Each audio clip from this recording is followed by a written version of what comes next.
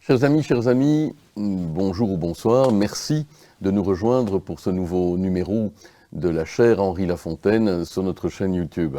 Et puisque l'on vous parle souvent, on cite Henri Lafontaine, on va y consacrer tout un numéro à l'occasion de la sortie de cette imposante biographie en contexte qui lui est consacrée, signée par Pierre van den Dungen, qui est notre invité aujourd'hui. Bonjour Pierre. Bonjour. Henri Lafontaine, prix Nobel de la paix 1913. D'abord, évidemment, il faut se dire que des prix Nobel en Belgique, on en a de la paix, on n'en a quand même pas des tonnes. Mais la question est-ce que c'est venu couronner un combat ou est-ce que c'est venu inciter un combat ? C'est déjà un remerciement, mais en même temps, il est encore actif jusqu'à sa mort en 1943. Donc c'est un combat en cours, enfin, même si pour la paix, parler de combat, ça peut paraître étrange.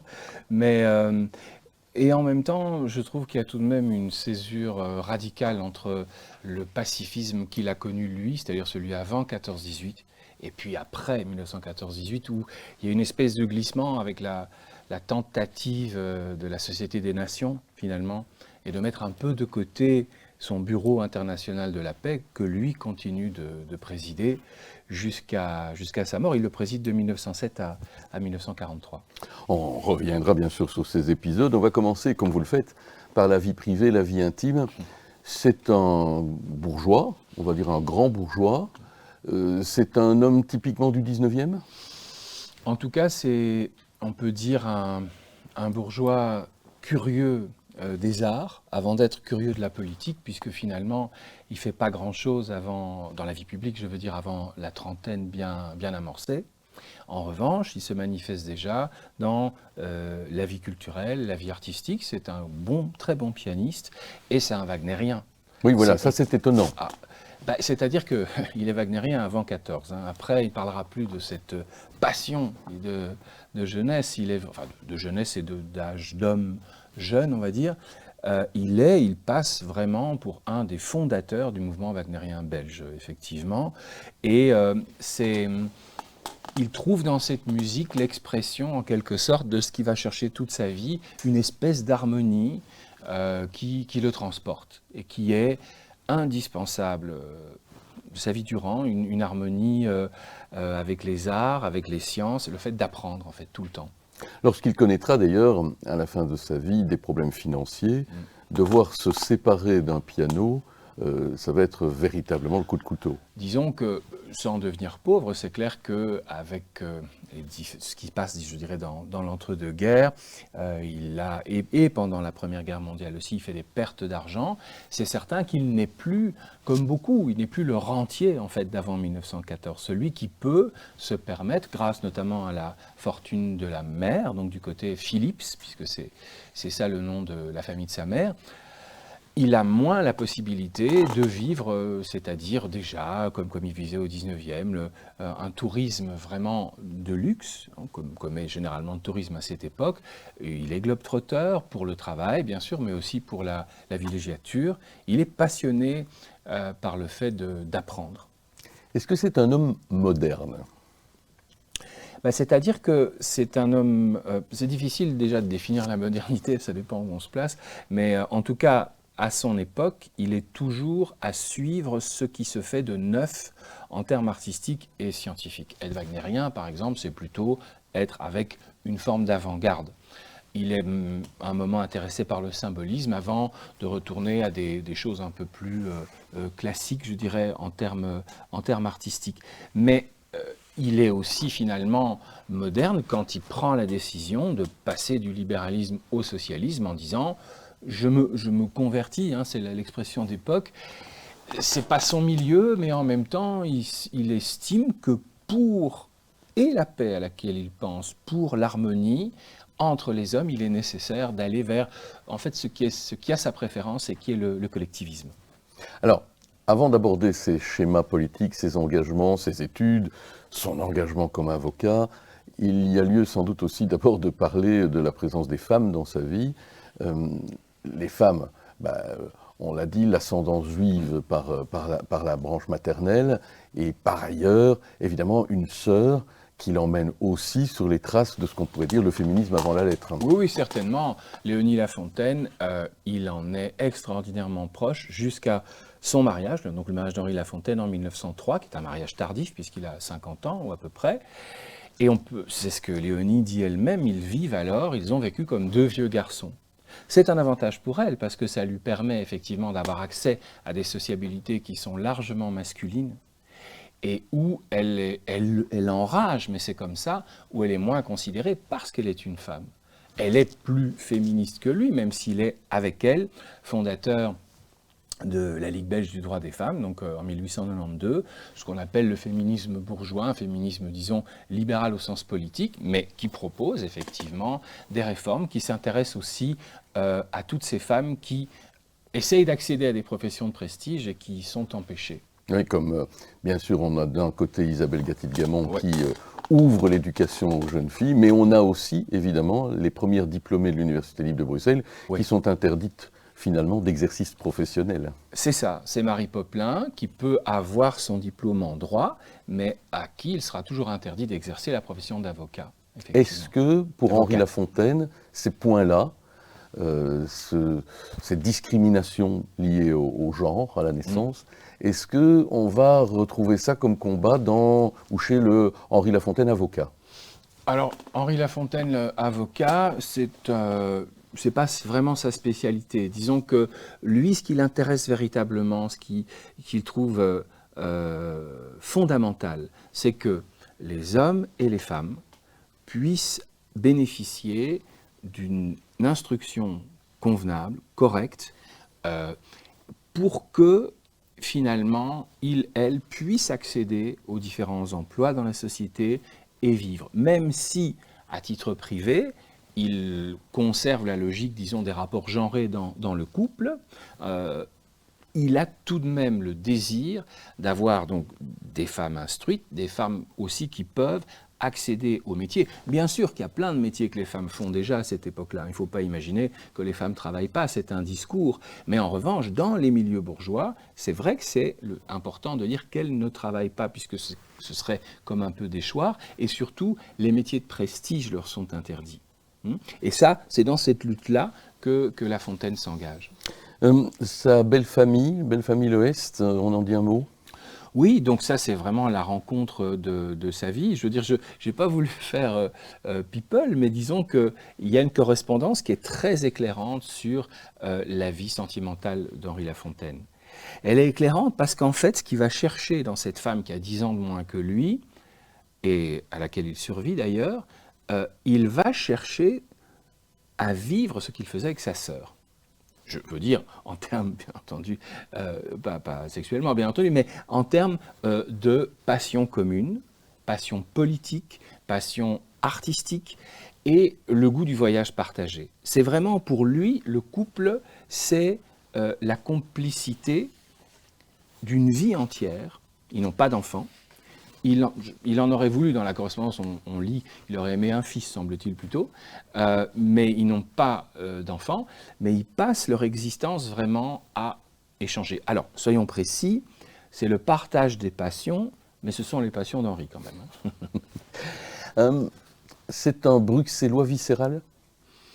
Alors c'est un globe-trotter, c'est quelqu'un qui est un internationaliste qui voyage, mais il y a un point d'ancrage, c'est Bruxelles effectivement.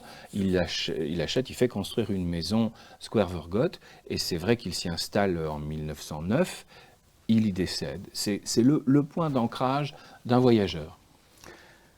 On ne peut qu'enchaîner à partir de là, et vous verrez, c'est assez impressionnant et étonnant de voir comment celui que l'on connaît, on va l'évoquer bien sûr, pour le Mundaneum, pour le combat pour la paix, pour les interventions qu'il fera aux États-Unis et ailleurs, c'est aussi un grand amateur des solitudes, des cimes. C'est un homme qui aime la montagne. Il aime la montagne. Il y trouve, comme dans l'expression de la musique, quand il joue de la musique, quelque chose d'harmonieux, effectivement. Il y a un effort à fournir quand on fait de l'escalade ou de la marche quand il vieillira, mais c'est cette espèce d'aller au-delà d'un effort qui est récompensé par, je me répète, une harmonie, quelque chose qui est vraiment beau et qui conduit vers une forme de sagesse. Il y a derrière ça, évidemment, des préceptes maçonniques, évidemment, parce qu'il est initié en 1882, il montre toutes les étapes de cette spiritualité maçonne, tout en exprimant absolument l'idée d'une maçonnerie dans le siècle. Donc, engagé politiquement, très nettement. Oui, oui, on y reviendra lorsqu'on reviendra sur son combat, en quelque sorte encore pour les femmes, en maçonnerie, qui est évidemment une page particulière de son existence. On reste encore un instant sur les cimes et la passion de la montagne, parce que vous nous décrivez un homme qui, pour ses voyages, aime les machines. Oui, oui, oui. C'est un progressiste. Donc c'est quelqu'un qui voit que l'humanité va sans cesse aller vers je dirais, un chemin meilleur, jusqu'à la Deuxième Guerre en tout cas. Il y a vraiment une chute, disons, dans sa considération de l'humain, on va dire. Et donc, effectivement, les transatlantiques, le chemin de fer, l'aviation, enfin l'avion, c'est vraiment quelque chose qu'il estime extraordinaire. Il aime l'homme, donc au sens générique, l'être humain, à partir du moment où il se dépasse pour devenir meilleur.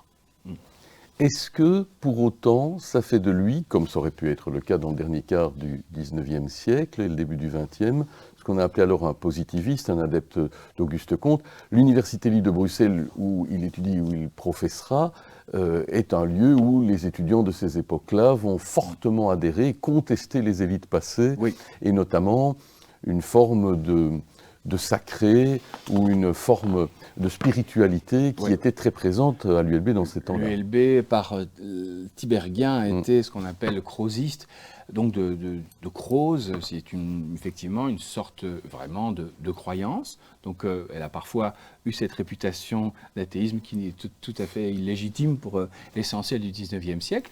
Lui, en étant déjà plus âgé, soutient le mouvement des jeunes qui va aboutir à l'Université Nouvelle.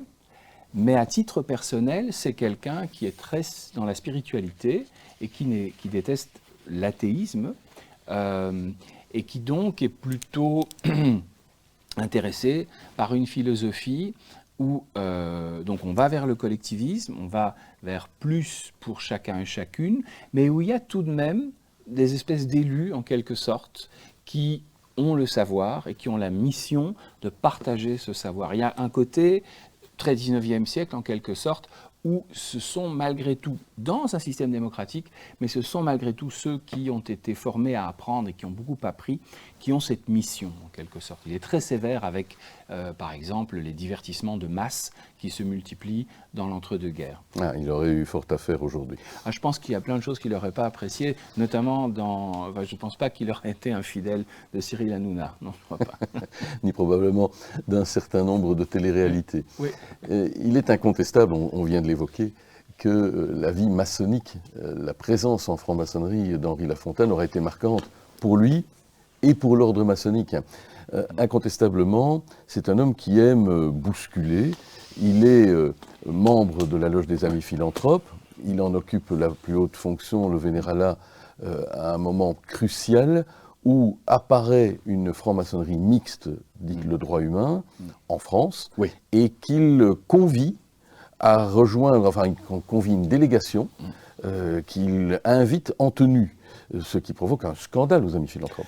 C'est clair, jusqu'à effectivement SMH pour une forte minorité qui n'est pas contente à l'intérieur de sa loge, mais lui estime que la cause est juste. Et à partir du moment où, et ça c'est ça dans tous ses combats, où la cause est juste, il va jusqu'au bout, même si, pardon d'être familier, il faut se prendre un mur. C'est comme ça. Ici, en l'occurrence, il ne demande pas la mixité dans la maçonnerie, mais il demande que les femmes puissent être initiées, qu'il puisse donc y avoir des loges de femmes, des loges où des hommes peuvent se rendre, alors ça c'est autre chose, mais des loges dans son esprit peuvent rester uniquement masculines, c'est pas ça la question. Mais c'est évidemment révolutionnaire pour la maçonnerie, c'est très rare déjà en France, c'est inconcevable ailleurs. D'ailleurs, sa découverte de la maçonnerie anglo-saxonne le déçoit profondément. Pour lui, c'est un Rotary Club sans intérêt. Même si elle est prestigieuse en termes de nombre de personnes et de fonctionnement, il est clairement d'une maçonnerie continentale et, comme on dit, latine, quoi. Donc, à vouloir que on se préoccupe des questions du siècle. Ça c'est certain. On pourrait d'ailleurs se poser la question, parce que cet épisode houleux, pour le moins, Oui. au sein de la loge des Amis Philanthropes, l'amènera d'abord à peut-être, ce ne sera pas le cas, mais encourir des sanctions maçonniques et sa loge également. On dit que ce n'est pas le cas parce que c'est aussi une loge prestigieuse et que le Grand Orient de Belgique, l'obédience ne peut pas faire ce qu'elle veut ou ce qu'elle souhaiterait faire à certains égards. Néanmoins, le vent du boulet est passé très près. Ça l'engagera à être parmi les fondateurs aussi d'une loge du droit humain, mais qui s'appelle la paix. Alors, on pourrait se demander si le combat le plus important d'Henri Lafontaine, c'était la paix ou c'était la cause des femmes. Non, c'est la paix, indubitablement. D'ailleurs, la maçonnerie l'intéresse aussi, puisqu'en principe, les maçons doivent œuvrer pour la paix. Je dis en principe parce que c'est plus compliqué que ça dans la vérité, puisqu'il y a des logiques nationalistes qui continuent à persister tout le long. Le Kaiser, pendant la Première Guerre mondiale, et son fils sont maçons. Absolument. Et donc, c'est ce qui créera le désamour important entre les maçons français et allemands. Mais oui, la paix, dans tous ces combats, même ce qui l'a attiré dans le socialisme, c'est l'internationalisme, bien sûr, mais aussi le pacifisme qui, en parole, existe dans les congrès socialistes. C'est son premier combat, c'est le pacifisme, ça c'est certain. Est-ce que pour autant, anticipons déjà un peu, ça fait de lui ce que l'on aura qualifié après de mouvement des fusils brisés? J'ai vu qu'il justifiait à certains moments certains types de guerres. Il est juripaciste, pour lui la paix ne peut exister que par le droit. Ça signifie qu'une dictature, et ça a des échos, je trouve, très temps présents, une dictature ne peut promettre en aucun cas la paix, puisque son système politique n'est pas valable. Donc, la paix par le droit, ça veut dire que pendant la Première Guerre mondiale, notoirement, il est patriote à fond, et il espère l'entrée en guerre des États-Unis. Dans quel but? Dans le but d'instaurer ce gouvernement mondial, dont la Société des Nations peut être une image, ce gouvernement mondial qui, lui, instaurera une paix à vie, quoi, une paix, j'allais dire, éternelle. Une paix vraiment durable et basée sur le droit. L'arbitrage. Et l'arbitrage, la Cour internationale, effectivement, que le mouvement pacifiste d'avant 14 aide à créer. Mais au-delà de ça, un gouvernement du monde avec un exécutif et un législatif, donc un pouvoir exécutif et législatif mondialisé. Dans le respect des minorités, ça il y tient, bien entendu, mais néanmoins un gouvernement mondial où les nations seraient dépassées. À la fin de sa vie, il ne veut même plus utiliser le terme international, il préfère le terme mondial, mondialisé, mondialisme. Il est un cosmopolite, comme vont dire souvent avec mépris les nationalistes, évidemment. Oui, en cela, encore une fois, évidemment, il doit trouver dans les préceptes maçonniques son pain, parce que, effectivement, une grande république universelle, une grande chaîne d'union, un labeur pour la paix, la concorde, ce sont des mots qui résonnent fort. Il va d'ailleurs imaginer, et on va y venir, lui l'homme des sociabilités, il va imaginer que la maçonnerie pourrait être ce réseau concret œuvrant pour la paix. Le Bureau international pour la paix est aussi en parallèle d'une association maçonnique internationale, et la Suisse est devenue un peu la Mecque à cet égard de la paix et de la paix maçonnique. Oui, et d'ailleurs dans le mouvement pacifiste, et ça a été montré, les principaux leaders avant 14 sont également maçons à l'international, et en ce qui concerne évidemment Lafontaine. Il y a une connexion évidente. Moi, c'est pour ça que je parle vraiment de sociabilité d'initiés dans le livre, parce que il est évident que ces hommes, très très majoritairement des hommes, veulent mettre ensemble ces façons de penser pour sortir en fait de leur intérêt personnel et l'étendre au monde, ce qui crée critique aujourd'hui, je veux dire postmoderne, en disant oui mais cet universalisme est centré. Voilà, c'est ça. Il est blanc, il est occidental, on va dire. Donc, j'ai tenu compte de ces critiques, de cette mise en perspective, mais de montrer quand même que dans le contexte de l'époque, ce sont des idées vraiment progressistes. Il faut questionner cette notion de progrès. Je la questionne aussi par rapport à la colonisation. Parce que c'est l'homme qui vit la contemporanéité de la colonisation. Absolument, et qui est sensible au premier mouvement d'émancipation noire, tout en pensant quand même que les hommes sont égaux. Blancs ou noirs, il n'estime pas que les noirs constitue, entre guillemets, une race inférieure. Mais il estime que les nations colonisées, et ils sont plusieurs à le penser à gauche à ce moment-là, arriveront à l'indépendance quand elles se seront civilisées. Et la civilisation, c'est la société que lui prône, en quelque sorte. Donc la critique, elle est là, c'est évident. Mais en revanche, ce qui est frappant, c'est que c'est aux États-Unis qu'il voit qu'il y a des Noirs, déjà, je dirais, dans des relatives positions de pouvoir ou de décision. Il est ébloui par ça et il estime que là, en Europe, on peut avancer. À propos de Première Guerre mondiale, est-ce que c'est un homme qui est effrayé par le bolchevisme? Parce que toute une génération sera effectivement, parfois même tentée par le fascisme, par crainte de ce péril rouge, comme on dit. Il est anticommuniste. Il a l'espérance de la première révolution quand les bolcheviks sont minoritaires. Dès lors que les bolcheviks athées arrivent, il est, comme les socialistes, anti-bolcheviques. Van der Velde ne peut pas les supporter non plus. Et donc, il y aura la création d'un parti communiste en 1921 en Belgique. Mais non, pour La Fontaine, ce n'est pas une solution. Donc l'internationalisme de La Fontaine ne passe pas par ce collectivisme forcé, alors il en adopte pourtant un certain nombre de pensées. Oui, alors il est collectiviste, mais en même temps il est partisan d'une ouverture complète des échanges commerciaux contre les douanes. Et pour lui, le modèle après 1918, c'est plutôt la jeune démocratie américaine. Donc il en reviendra aussi dans les années 20, surtout quand les États-Unis refusent tôt, au départ, d'adhérer à la Société des Nations, mais pour lui, il reste quand même, en termes de liberté individuelle, un libéral. Le La Fontaine politique, on peut quand même difficilement le séparer du La Fontaine militant de la paix. On a le sentiment d'ailleurs qu'il n'est intéressé par la politique que dans la mesure où elle sert ses grands engagements, oui. Les engagements n'étant pas nés de la politique. Non. Alors, donc, une chose est certaine, c'est qu'il est sénateur, et très longtemps, donc du POB. En revanche, il n'aime pas le pouvoir exécutif. Il est trop franc pour ça? Il n'est pas commode. Je veux dire que s'il a un projet, il ne va pas accepter ce qu'il appelle les arrangements. Hein, et donc, ça l'éloigne au final d'un Van der Velde, par exemple. Ah oui, oui. Hein, Van der Velde est dont beaucoup il plus homme était d'État. Effectivement. Et lui, au contraire, il trouve que le pouvoir législatif est supérieur au pouvoir exécutif et que, par ailleurs, les intérêts des politiques ne sont, la plupart du temps, que des intérêts vraiment à court terme et qui donc ne répondent pas à la question essentielle qui est celle de la paix.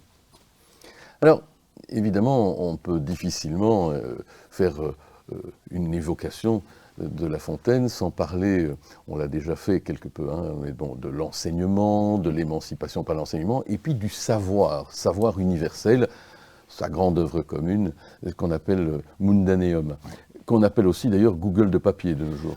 C'est vraiment, et c'est vrai, c'est pas du tout excessif. C'est une espèce d'internet de papier, à l'époque par la logique de la fiche, qui doit beaucoup intellectuellement à Huxley, mais dans lequel La Fontaine a engagé tous ses réseaux, son savoir et sa passion de la bibliographie, effectivement. Oui, donc ça veut dire que réseau, encore une fois, il faut faire venir des quatre coins des réseaux le savoir. Ah oui, le but est que pour connaître les choses, il faut les classer. Donc c'est cette logique d'Internet, effectivement. Il faut les classer, et comme ça on a accès au savoir. Et même dans l'idée d'un palais mondial qu'on construit, on est dans le multimédia, puisqu'il faut aussi montrer des images, il faut montrer des objets en 3 dimensions, et il faut l'ouvrir au public.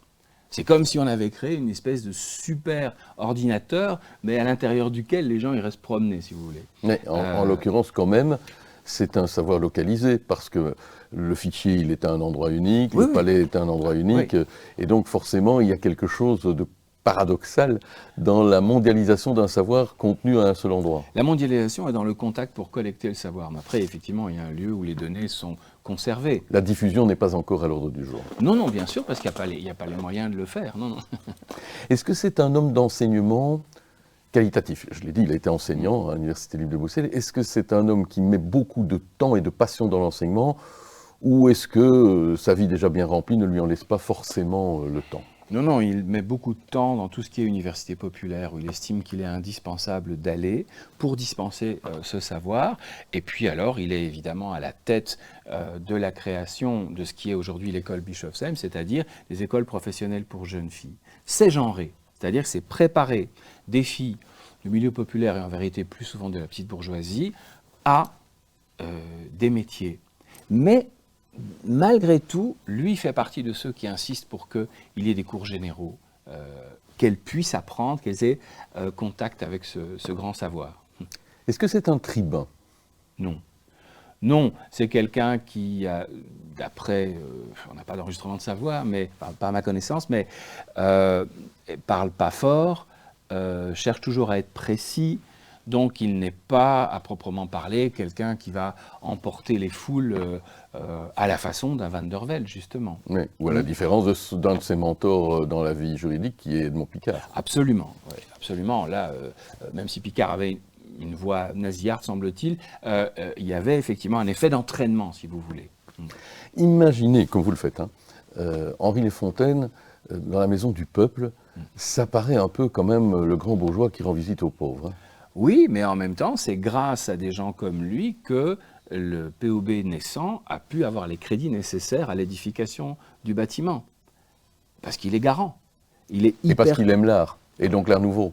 Absolument. Et aussi l'idée qu'il y ait cette maison du peuple, c'est vraiment quelque chose.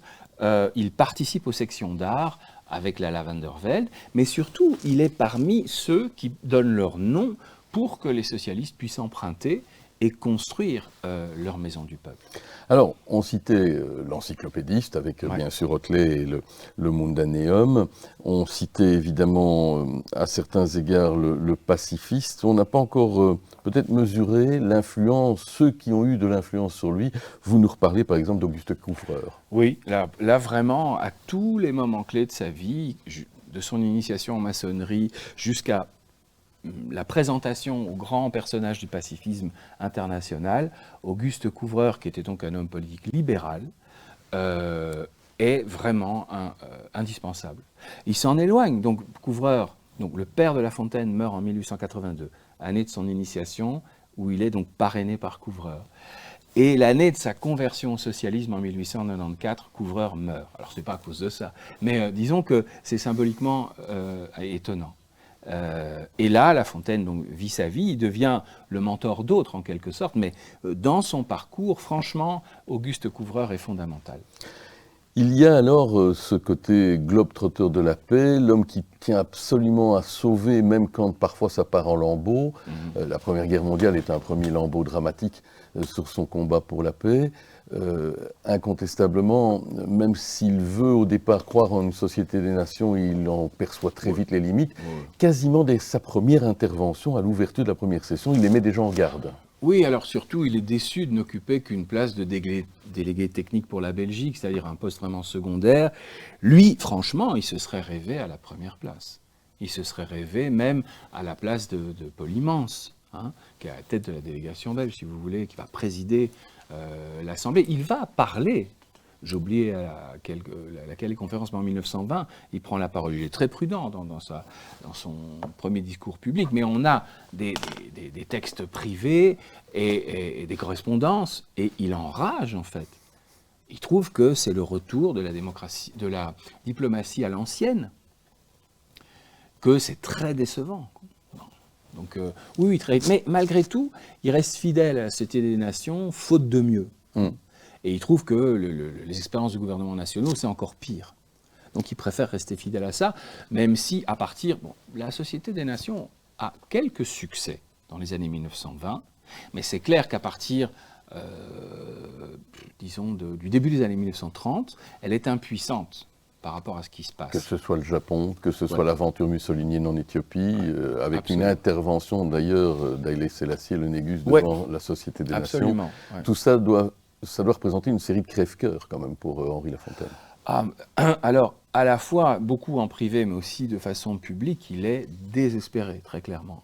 N'oublions pas qu'il lit l'allemand, il a lu Mein Kampf, et il a compris que ça n'allait pas bien se passer. Et il n'a pas pu pour autant, comme un certain nombre d'autres qu'il avait lus, en avertir suffisamment les élites de son parti pour dire il va falloir penser autrement la politique. Oui, mais le problème, en fait, c'est que il commence à être parmi la minorité internationaliste, mal vue par Spaak ou De Man, qui sont partisans, l'expression est horrible, mais d'un socialisme national.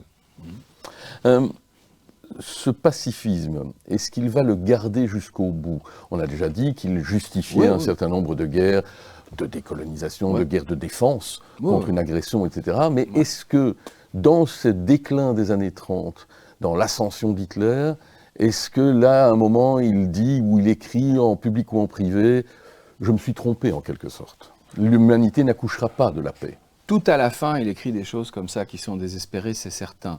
Mais lui aurait voulu très rapidement qu'on mette en place une espèce de casque bleu, une force de police internationale, parce qu'il sait qu'on ne peut pas maintenir la paix uniquement par des discours. En ce sens, il n'est pas si utopiste que ça. Il est même très moderne, en l'occurrence. Oui, non, parce qu'il estime que être partisan de la paix, dans tous les cas, c'est absurde. Ça, très clairement. Donc il est, à la fin, même à la tête du Bureau international, il est assez isolé parce qu'il a le droit de veto, hein, ce qui est très important.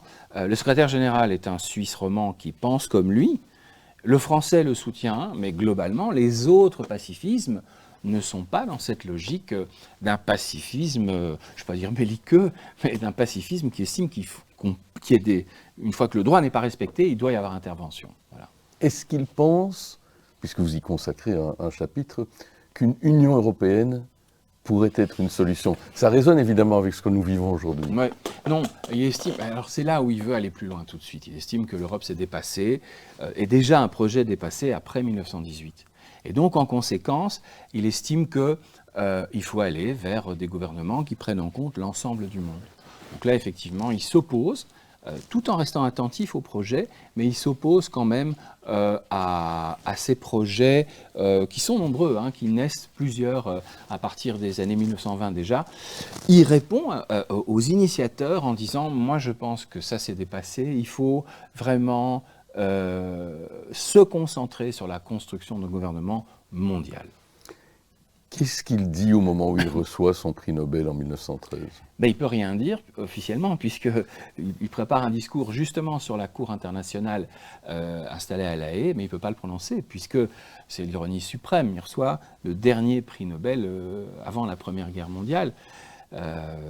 Oui, donc, et pendant la Première Guerre, déjà, dans un de ses livres fondamentaux, Magnisma Charta, il va penser à ce gouvernement du monde. Il dit, OK, c'est la der des der.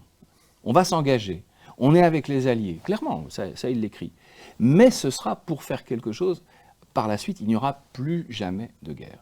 Donc la vraie déception, elle apparaît déjà en 1933 et très certainement en 1936, et plus que certainement avec les accords de Munich en 1938, il se rend compte que c'est fichu. Et que même certains des pacifistes qui pensaient comme lui que l'on pouvait intervenir, je pense aux Français, ceux-là deviennent aussi non-interventionnistes, par peur, par paralysie. Et donc il est vraiment isolé dans cette idée de juripacisme et de force qui pourrait faire une intervention. Il a la conscience que c'est trop tard et que la guerre va apparaître, évidemment. Les années 30 singulièrement, mais même les années qui précèdent, sont marquées dans nos régions par un antisémitisme parfois salonnard, un antisémitisme qui devient de plus en plus virulent lorsque la rue, et pas exclusivement allemande d'ailleurs, s'en empare. Lui, qui a une ascendance juive du côté des femmes, comment le vit-il ? Alors, il évoque très peu cette judéité parce qu'en internationaliste, il estime que être juif, c'est plus intéressant de l'être comme les juifs ont toujours été, c'est-à-dire à travers le monde en portant l'idéal internationaliste. En ce sens, il n'est pas favorable à la création d'un État palestinien. Il n'est pas sioniste. Non, parce qu'il ne comprend pas pourquoi les juifs régresseraient en allant vers le nationalisme. On peut résumer ça comme ça. Pour lui, ils doivent rester les inspirateurs d'un grand internationalisme qui ira vers un gouvernement du monde. Mais en revanche, il est très préoccupé par l'antisémitisme et déjà âgé, il va soutenir un grand nombre de réfugiés, vraiment, à partir dans les années 30, en allant dans les ministères pour tâcher de leur obtenir des droits de séjour. Et beaucoup de ces gens-là seront effectivement juifs, ils n'ignorent rien de ce qui se passe. Mais il a alors plus de 80 ans, il est un grand témoin, mais il n'est plus dans l'action au premier plan. En revanche, il est convaincu qu'il faut reconnaître le droit d'asile pour, comment dit-on, si on poursuit les gens en raison de leur race, ce qui n'est pas accordé à la fin des années 30, et ce qui est évidemment aberrant pour nos regards aujourd'hui. Et donc il est dans cette logique de défense, évidemment, de toutes et tous, mais dans une perspective internationaliste, pas dans l'idée de la création d'une nouvelle nation. Lui voudrait gommer les nations. On a déjà évoqué en filigrane ou en clair la crise financière de la fin de vie, même si elle avait déjà eu d'ailleurs des échos précédents. Crise financière et crise morale, déception, on l'a dit, et pourtant, alors une spiritualité, qu'on qualifierait aujourd'hui de spiritualité laïque? Oui, non, il est séculier, ça c'est certain. Il n'est pas laïque au sens où la France l'entend, je pense pas. Enfin, la France contemporaine l'entend. Mais en revanche, il estime effectivement que les gens comme lui, qui savent des choses, je pense qu'il a lu cet ouvrage, donc, que je cite, le nom de l'auteur m'échappe actuellement, mais c'est un best-seller sur les grands passeurs, si vous voulez, de spiritualité qui vont de Jésus-Christ à Gandhi. Il admire Gandhi, par exemple. Donc, qui sont ceux qui révèlent la parcelle de vérité à l'humanité en détresse. Bon, sa religion de référence, c'est la religion catholique, puisque c'est celle qu'il a apprise à l'école, en tout cas quand il était dans sa pension, et puis même par la suite, il y avait des cours de doctrine chrétienne et tout ça.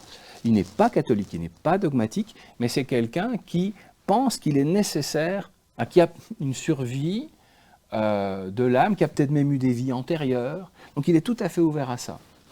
Mais il n'est pas dans la posture d'un Jean Barrois de Roger Martin Dugard qui, à la fin de sa vie, après une militance forte, quasi athée, appelle le curé en disant « j'ai peur de ce qui adviendra ». Non, parce que ça, c'est même très cohérent dans son existence. Il a toujours pensé qu'il fallait faire des combats séculiers, qu'il y ait une maçonnerie séculière. Mais il y a une croix sur leur tombe. Hein. Oui, alors, mais ça, il est enterré en 1943, et d'après ses archives, je pense qu'il était très intéressé par la crémation. Ce qui n'était pas possible. Ah, en Belgique, non, c'était pas possible. Ouais. Une dernière question qu'on ne pose probablement pas souvent à propos d'Henri Lafontaine, mais vous qui avez tout fouillé. Il y a un deuxième tome avec toutes les notes, et les références. Ouais. Vous qui avez tout fouillé, est-ce qu'il avait de l'humour, Henri Lafontaine? Mais en fait, il y a, et ça arrive pour les personnages du XIXe siècle, il y a des discours publics parfois en poulet. Et puis, il y a la correspondance privée où, franchement, c'est parfois trash. Hein. Je veux dire que la façon dont il peut casser, comme on dit, certaines personnes, elle est forte. Je pense que ça pouvait lui arriver aussi. C'est pas un bout en train, hein, c'est pas ça. Mais il y a un humour, il y a une lucidité qui est humoristique, si vous voulez, mais sombre en même temps, pas cynique, mais enfin ironique du moins. Et ça, oui, elle est très présente. Elle est très présente. Il y a une joie de vivre qui disparaît. C'est le fait de l'âge, mais c'est aussi le fait des deux guerres, dont objectivement, il ne se remet pas forcément puisqu'il meurt en 1943, mais très âgé, il a 89 ans, mais il y a quand même effectivement de façon concrète l'échec de la passion d'une vie, ça c'est certain. Avec le dernier moment d'espérance, c'est vraiment, il rentre, on dirait qu'il a vraiment pris un médicament pour le joyeux. Quand il revient des États-Unis, malgré toutes les horreurs de la guerre, c'est vraiment l'espérance de la Société des Nations. Mais une fois que ça, c'est raté, on ne retrouve plus jamais sous sa plume la passion progressiste de l'avant-Première Guerre mondiale, quoi. Non. Merci pour cette somme, ce feuilleton d'une vie, de plusieurs vies, parce qu'on peut incontestablement dire que si sa vie fut longue, elles furent nombreuses, les vies. Il n'a pas arrêté, donc à peu près la moitié de la trentaine jusqu'à 89 ans, tout le temps. Avant, il faisait des choses, mais je veux dire moins des choses publiques. Mais non, c'est impressionnant. Le nombre de pages aussi, tout le monde écrivait à l'époque, mais c'est vraiment considérable. Il a des gens qui l'ont aidé à plusieurs années dans sa vie, donc Sténo, Dactylo, etc. Mais c'est vraiment l'idée qu'il ne faut pas perdre un instant de son existence. Il faut le consacrer vraiment à ce que ses projets essentiels pour lui aboutissent. Et donc, il y est tout le temps, quoi. Voilà, on vous confie, évidemment, si vous voulez en savoir encore beaucoup plus, cette biographie en contexte et en 2 tomes, signée par Pierre Van den Dungen chez Samsa Éditions. Henri Lafontaine, prix Nobel de la paix. Et la Fondation La Fontaine. 1913, et la Fondation Henri Lafontaine. Évidemment, on ne pourrait quand même pas, et on ne pouvait quand même pas se priver d'un tel travail, qui fut un long travail. 3 ans, ouais. 3 années. Mais voilà, vous aurez aussi compris, en évoquant la richesse et les subtilités de cette vie, pourquoi nous sommes, ou nous nous sentons légitimes de vous convier à reprendre bon nombre des combats et à les actualiser. Et on a vu combien, dans plein de secteurs, Henri Lafontaine avait semé des graines qu'il nous appartient encore, en partie, de faire fleurir. Merci, on se retrouve bientôt. Au revoir.